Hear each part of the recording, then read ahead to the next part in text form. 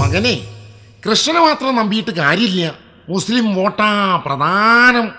ഇവിടുന്ന് മനോരമക്കാരെയും കൂട്ടി നേരെ മമ്മിയൂര്, അവിടുന്ന് പുത്തമ്പള്ളി, പിന്നെ മുനമ്പത്ത്, കാടാമ്പുഴ ചെന്നിട്ടൊരു മുട്ടറക്കുക, നേരെ മമ്പുറം, പിന്നെ CHന്റെ ഖബർസ്ഥാനത്തും മൊയ്തുമൗലയുടെ ഖബർസ്ഥാനത്തും ചെന്ന് സിയാറത്ത് നടത്തുക. എന്നാൽ മാത്രമേ മുസ്ലിം വോട്ടർമാരുടെ കണ്ണിൽ നമുക്ക് പൊടിയിടാൻ പറ്റുകയുള്ളൂ. എന്താണ് എന്റെ പാലുണ്ണി മോനെ?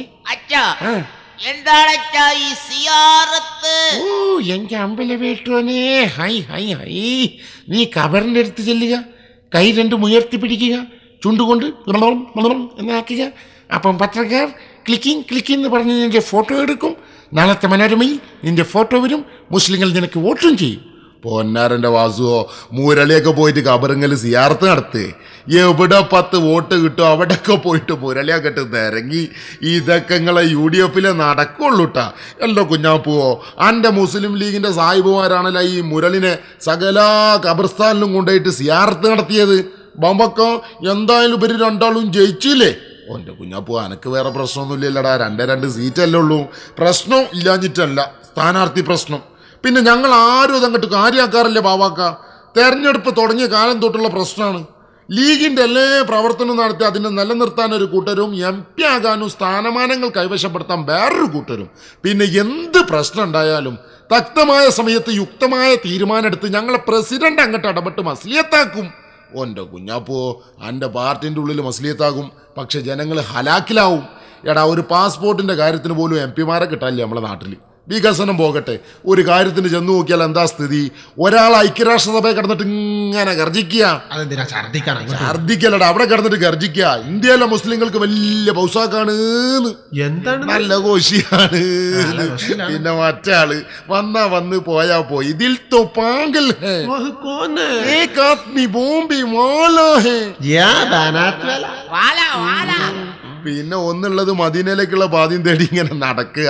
പിന്നെ എവിടുന്ന് കിട്ടും നാട്ടുകാർക്ക് സഹായം? സമയമേറെ വൈകിയാണ് അന്ന് എല്ലാവരും പിരിഞ്ഞത്.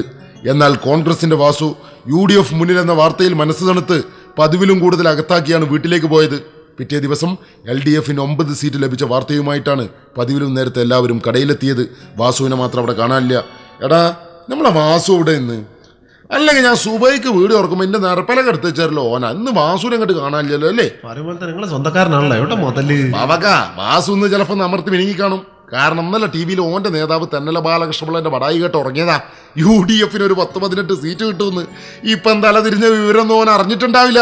അല്ലടാ, പറഞ്ഞു നാവിടുത്തില്ലല്ലേ നമ്മളെ വാസുല്ല സക്കറാത്തിന്റെ ആളില് വരുന്നത്. എന്താ പോന്റെ കള്ളുടിന്റെ കാര്യത്തില് കോൺഗ്രസിന്റെ ഒരു തന്നെയാണ് ഓന്. സ്വതന്ത്ര ഭാരത ഭൂവിൽ ഉയരും കോൺഗ്രസിനായി, കൊടുക്ക വോട്ടുകൾ അതിലുയരുന്നൊരു നേതാവിനായി, അതിൽ ചേരാമൊന്നായി.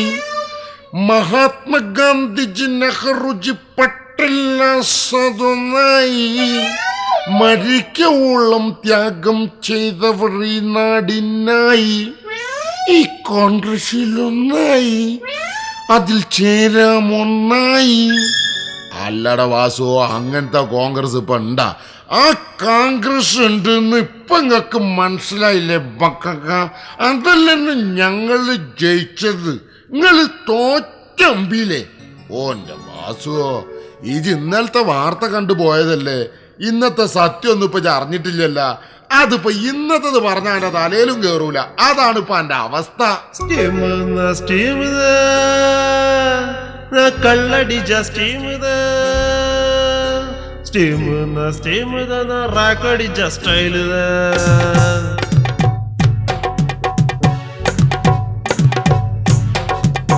നാം കള്ളടിക്കണ നേരം പാത്ത് കളിപ്പിക്കാനായി ഒരുമിച്ച് നാം വെള്ളടിക്കണ നേരം നോക്കി പുള്ളിക്കല്ലക്കി കുടിപ്പിച്ചു. റാക്കടിക്കണ നേരം നോക്കി നാക്കിറങ്ങി നാണിച്ച് നിറമടിക്കണ നേരം നോക്കും 4 പാടും സൂക്ഷിച്ച്. ബോഡെ കയ്യും കാലും കൂട്ടിക്കെട്ടി തലയിൽ വെള്ളം ഒഴിപ്പിച്ച്, കയ്യും കാലും കൂട്ടിക്കെട്ടി തലയിൽ വെള്ളം ഒഴിപ്പിച്ച്. നാം കള്ളടിക്കണ നേരം പാത്ത് കളിപ്പിക്കാനായി ഒരുമിച്ച് വെള്ളടിക്കണ നേരം നോക്കി പുള്ളിക്കല്ലക്കി കുടിപ്പിച്ച്. ലീഗായ ഇതേതോടെ ഒരു പച്ച ട്രൗസർ? അത് കഴിഞ്ഞ തെരഞ്ഞെടുപ്പിന്റെ കാലത്ത് UDF ഓഫീസാക്കിയത് ഞങ്ങളെ കോൺഗ്രസിന്റെ ഓഫീസാണ്.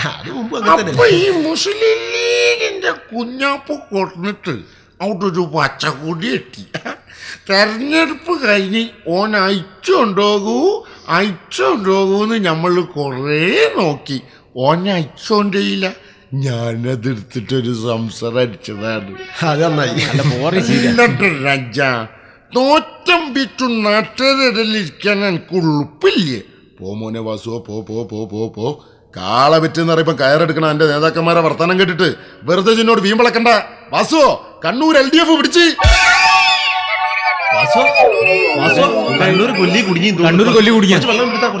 വെള്ളം പോരാ, പുളി അലക്കി വേണം. മൂടിറങ്ങാൻ ഇത് പുളി അലക്കിയതാണ്. കുടിക്കാൻ പറ്റൂല. അതെന്താ? ഓസിക്ക് ആസിഡ് കുടിക്കണ ഇത് കുടിക്കാൻ എന്നോട് വേറെ വർത്താനം പറയാണ്ട്. കുടിക്ക്. ശ്രദ്ധിച്ചു കേട്ടോ വാസുവ. കണ്ണൂർ LDF പിടിച്ച്. കേരളത്തിലെ 9 സീറ്റ് LDF നിലനിർത്തി. കണ്ണൂരും കാസർഗോട്ടും നിങ്ങൾ ബൂത്ത് പിടിച്ചിട്ടാ ജയിച്ചത്, അല്ലാതെ ഒരു നിലക്കും ജയിക്കില്ല. ഓന്റെ വാസു ഇപ്പൊ ആലപ്പുഴ വിട്ടാ. കണ്ണൂരും ആലപ്പുഴയിലും നാനാരും അച്യുതാനന്ദനും മത്സരിച്ച് ബൂത്ത് പിടിക്കാന്നല്ലേ ഇജ്ജ് പറഞ്ഞിരുന്നത്. നിങ്ങൾ ജയിച്ചാ ജയവും ഞങ്ങൾ ജയിച്ചാ ബൂത്ത് കൊടുത്ത്. എന്ത് വാർത്താനാണത്? ഇതൊക്കെ എന്റെ കോൺഗ്രസിനെ ചേരുള്ളൂട്ടാ. എടാ, ഈ പിടുത്ത പ്രചരണം തന്നെ മനോരമയുടെ സഹായത്തോടു കൂടി പ്ലാൻ ചെയ്തതാണെന്ന് ബുദ്ധിയുള്ള എല്ലാവർക്കും അറിയാം. എന്നാലും മോനെ, എൻ്റെ നേതാവുണ്ടല്ലോ ആ കുള്ളം പടപ്പ ആന്റണി, അതൊരു വല്ലാത്ത മുതൽ തന്നെയാണ്. കഴിഞ്ഞ 6 ഉപതെരഞ്ഞെടുപ്പിലും UDF തോറ്റു തൊപ്പിട്ടില്ലേ?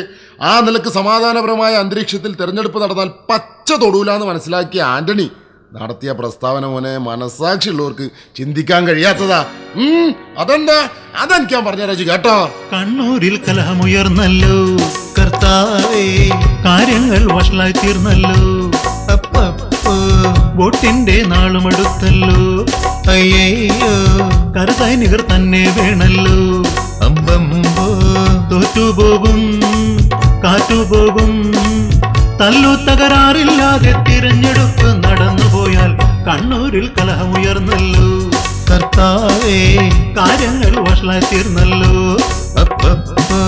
വോട്ടിന്റെ നാളുമെടുത്തല്ലോ. അയ്യോ, കരസൈനികർ തന്നെ വേണല്ലോ. അമ്പമ്പോ, കണ്ണൂരിൽ പാരാമിലിറ്ററിയെ ഇറക്കണം. സമാധാനപരമായ അന്തരീക്ഷത്തിൽ AK ആന്റണിയെ പോലുള്ള നേതാവ് കണ്ണൂരിൽ നടത്തിയ പ്രസ്താവനയുടെ ഉൾപ്പൊരുൾ ആർക്കും പിടികിട്ടിയില്ല. അത് കേരളത്തിൽ രൂപം കൊണ്ടുവരുന്ന അതിനീചമായ രാഷ്ട്രീയ ഗൂഢാലോചനയുടെ തുടക്കമായിരുന്നു എന്ന് മനസ്സിലാക്കുന്നതിന് അധിക നാൾ കാത്തു നിൽക്കേണ്ടി വന്നില്ല. കേരളം തിരുവോണമുത്സവലകരി വിതറുമ്പോൾ ഭാരമേറിയ ജോലി നിർത്തി വിശ്രമിക്കുമ്പോൾ കാര്യകാരണമേതുമില്ല കാലമാടന്മാർ ക്രൂരമായി മഴ കൊണ്ടുവെട്ടി തുണ്ടമാക്കുന്നു. ആരുമില്ലൊരു കൈ സഹായം, ഭാര്യ മാത്രമകാ ചോരയിൽ പിടയും സഖാവിൻ അരികെ നിൽക്കുന്നു. RSSന്റെ കാബാലികർ കണ്ണൂരിൽ അയനാട്ട് നടത്തി. തിരുവോണനാട്ടിൽ വീട്ടിൽ വിശ്രമിക്കുന്ന ദേശാഭിമാനി കണ്ണൂർ യൂണിറ്റിന്റെ മാനേജറും CPM സംസ്ഥാന കമ്മിറ്റി അംഗവുമായ സഖാവ് ജയരാജിനെ ഓംകാളി ഭദ്രകാളി എന്ന് അട്ടഹസിച്ച് കൊടുവാളും മഴുമായി വീട്ടിൽ കയറി ഭാര്യയുടെ കൺമുന്നിൽ വെച്ച് 13 വെട്ടാണ് വെട്ടിയത്. രക്തത്തിൽ പിടയുന്ന സഖാവിനെ മർദ്ദിച്ചവശനാക്കി. ശാന്തനും സൗമ്യനുമായ ജയരാജിനെ ആക്രമിച്ചാൽ തിരിച്ചടി തീർച്ചയായും ഉണ്ടാകുമെന്നും അങ്ങനെ CPM-നോട് വിരോധമുള്ള RSS BJP വോട്ടുകൾ കോൺഗ്രസ് സ്ഥാനാർത്ഥികൾക്ക് കിട്ടുമെന്നും കണ്ടാണ് അവർ ആ ക്രൂരകൃത്യം ചെയ്തത്. ഈ ക്രൂരമായ രാഷ്ട്രീയ കടന്നാക്രമണം തിരിച്ചറിഞ്ഞ പാർട്ടി നേതൃത്വം മിന്നൽ വേഗതയിൽ ഇടപെട്ട് സഖാക്കളോട് അഭ്യർത്ഥിച്ചു. എൻ പ്രിയ മക്കളെ, അരുമ സഖാക്കളെ, നിങ്ങൾ പ്രകോപിതരാകരുതേ. നേതാവായ ജയരാജിനെ വെട്ടിനുറുക്കിയിട്ടും സഖാക്കൾ പ്രതികരിക്കാഞ്ഞപ്പോൾ കണക്കുകൂട്ടലുകൾ തെറ്റിയ കശ്മലന്മാർ പിറ്റേ ദിവസം ഒരു ജാൺ വയറിന്റെ വിശപ്പടക്കാൻ മത്സ്യക്കച്ചവടം ചെയ്യുന്ന പാവപ്പെട്ട സഖാവിദാസിനെ ബോംബെറിഞ്ഞു. എന്നിട്ടും മതിവരാത്ത മാംസക്കൊതിയന്മാരായ കാബാലികർ വെട്ടിയും കുത്തിയും കൊലപ്പെടുത്തി. ഈ ക്രൂരമായ സംഭവം നടന്നപ്പോഴും പാർട്ടി നേതൃത്വം മിന്നൽ വേഗതയിൽ ഇടപെട്ട് വീണ്ടും സഖാക്കളോട് അഭ്യർത്ഥിച്ചു, എൻ പ്രിയ മക്കളെ, അരുമ സഖാക്കളെ, നിങ്ങൾ പ്രകോപിതരാകരുതേ.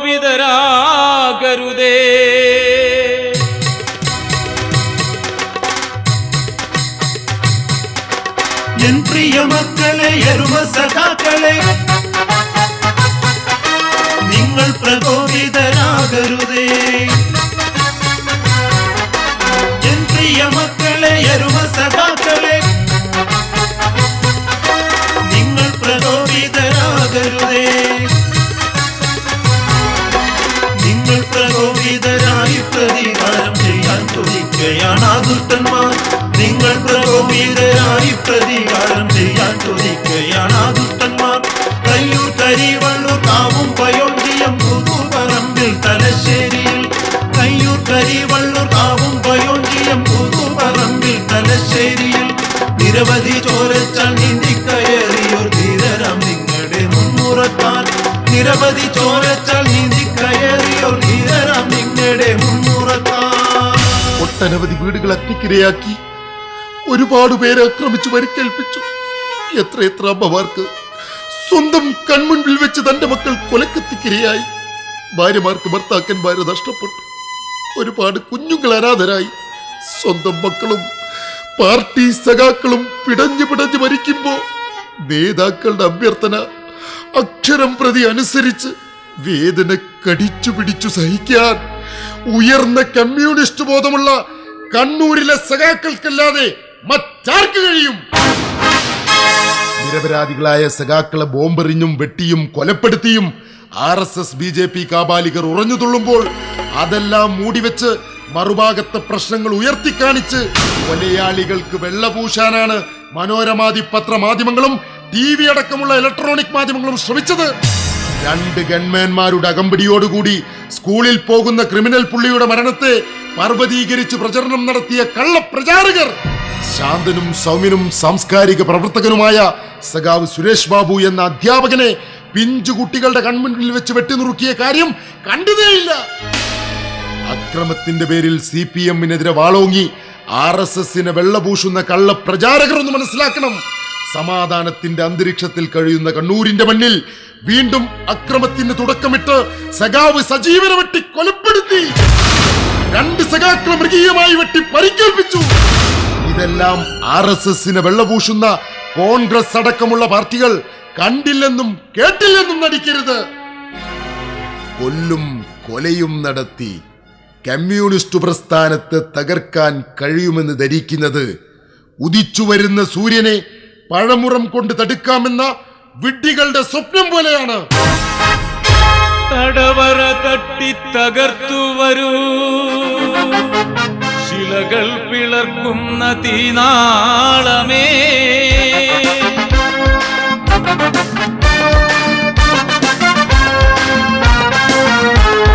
തല്ലിയാൽ ഞങ്ങൾ തിരിച്ചു തല്ലും, നിന്റെ തണ്ടല്ലെടുത്തു പതാക കെട്ടും. കൊന്നു കുഴിച്ചിട്ടാലൊന്നിനൊന്നായിരം പിന്നെയും ഞങ്ങൾ മുളച്ചു വരും. ചെങ്കൊടിച്ചോട്ടിൽ മരിച്ചു വീഴും വരെ ഇൻകുലാബിൻ കുലാബേറ്റുപാടും. ഇൻകുലാബിൻ കുലാബേറ്റുപാടും. ഇൻകുലാബിൻ